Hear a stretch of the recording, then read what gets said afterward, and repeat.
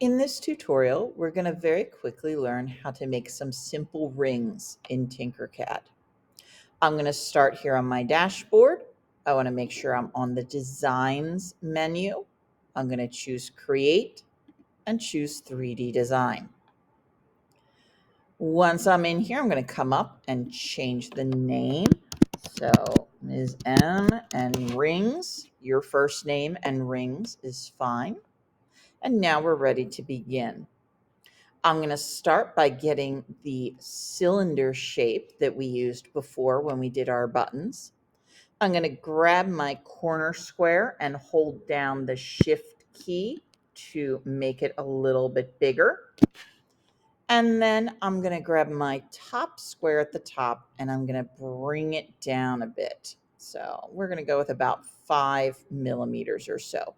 Doesn't have to be exactly 5, but we're going to do that as kind of our general measurement. So this is going to become the base of my ring.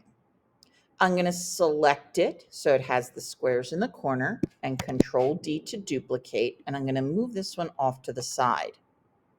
I'm coming back to my corner square. I'm going to hold down Shift and then make it a little bit smaller. I don't want it a whole lot smaller, just a little bit smaller. So this one, if we look at our size, is 44. This one is 37. That's pretty reasonable. Now, any shape can become a hole. We have 2 pre-made holes up here, the cube and the cylinder, but any of these shapes can become a hole by coming over here to our shape menu and clicking the gray hole button. So now this has become a hole shape. I'm going to bring this over. I'm actually going to come to my middle button. I'm going to make it a little taller so I can see it easier. And I'm going to put it inside the middle. Now it's really hard to get it exactly lined up perfectly. So we're going to use some tools in Tinkercad to help us line it up. I'm going to come up here to the top and I'm going to drag across to select both shapes. I should have 2 shapes selected. And then right up here, this is my Align button. It looks like kind of a bar graph. So I'm going to click on that and it gives me these weird dots on my screen.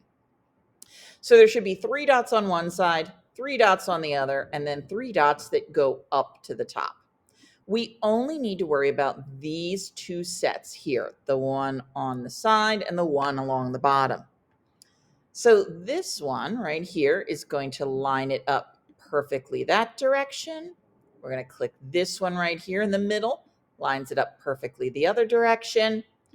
And now we have it perfectly centered. Before I do anything else, I'm going to drag my box over both, make sure I have 2 shapes selected, and I'm going to group them together. And there is my ring. Now I'm going to move this ring down to the corner. I'm going to Control D to duplicate it and move the new one up here. And now we're going to decorate our ring a little bit. So I'm going to come over here to my shapes and decide what shape I want to be on my ring. I think I'm going to go with the heart shape. So I'm going to grab that heart. Uh-oh, it's kind of sideways.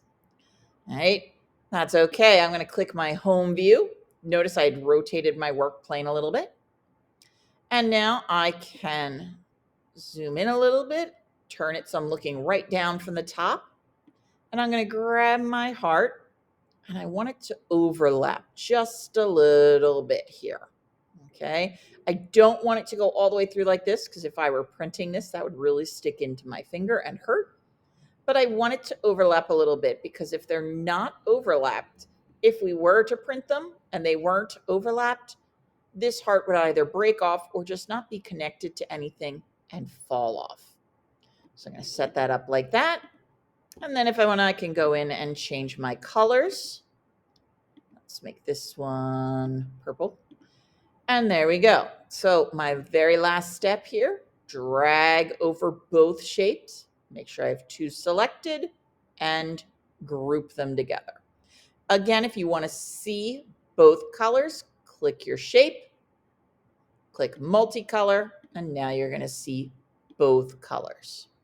So now I have my two rings, a plain ring and a fancy ring.